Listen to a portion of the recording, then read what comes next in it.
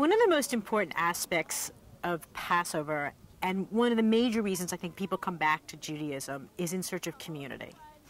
And when we hold a Passover Seder outside, it really enables us to build a community in a true way, in a genuine way. So when you go into a synagogue, it's really lovely if someone greets you and says, "Hello, Shabbat Shalom, thank you for joining us." It makes you feel good, someone knows you're there.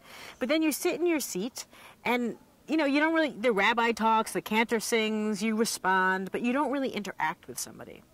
When you're out here in the wilderness, you really need each other. I mean, we depend on each other almost for our very survival. So when we are going up a difficult stretch of the rock, there's a cable that we climb up, and we reach out a hand and we extend it to the person behind us, and we say, can I help you up?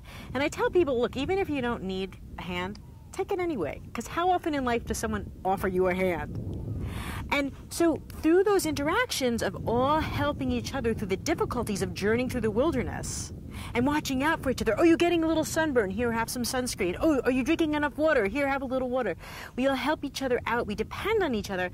And by the end of the retreat, we have built such a tight-knit community where everyone feels welcome, everyone feels like they belong. Even if they came by themselves, even if it's their first adventure rabbi event, they feel like they're part of this community. And that's what nourishes us. That's what nourishing Judaism feels like and looks like.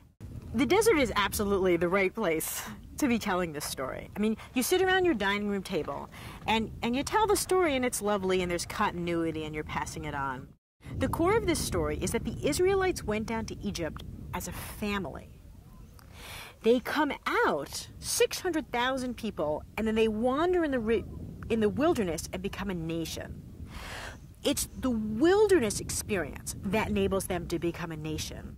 It's in the wilderness where they meet God. It's in the wilderness where God speaks to Moses. It's in the wilderness where the people get the teachings of the Torah. And so we like to talk about that and say, why did these seminal events happen in the wilderness? Why not in the city? There were cities. What is it that makes us more receptive for spiritual happenings in the desert? And we talk about that. We talk about we're leaving our cell phones behind, we're leaving our frenetic life behind. And then in some ways, I mean, we're not slaves. We're not literally being liberated. But on Passover, we're taught to embody the story, to act out the story, so we get it in our kishkis. We get what the story's about. And so when we walk through the desert, we really get that idea of freedom, of being out in the wilderness, and all the spiritual moments that are possible in the wilderness. It looks so much like the wilderness of Zin. It looks like the Negev. It looks like the land through which the people walked.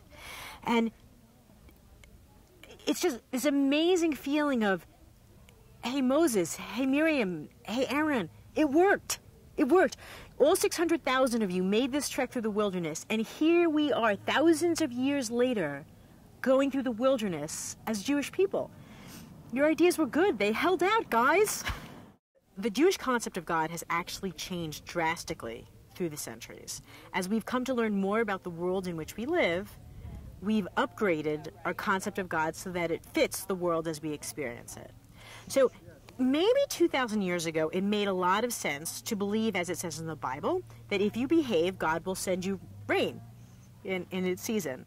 If rain doesn't fall, it's not because we didn't fast on Yom Kippur. It might be because of climate change. It might be because there's a seasonal drought. There's lots of reasons, but it's not based on our behavior. So we have to upgrade our concept of God so it fits, it's compatible with the world as we know it. Although the Jewish concept of God has changed over the centuries to match what we understand the world to be, not everyone has gotten the upgrades. So a lot of people will walk into a synagogue and they'll hear a rabbi saying, we're now going to say a prayer for the people that are ill. And they sing this beautiful prayer, Misha Berach Avotenu V'Imotenu. May the one who healed our ancestors heal so-and-so. And the people say, wait. I don't believe in a God that can come down here and heal this person and not heal that person just because we said the prayer. This is mumbo-jumbo. This is superstition. I'm out of here. And they leave. They check out of Judaism. Rabbi Abraham Joshua Heschel, one of the great rabbis of our age, taught that awe, rather than faith, is the cardinal value of the religious Jew. So what did he mean by that? He meant that the way we reach God is through experience of awe. He also said, God begins where words end.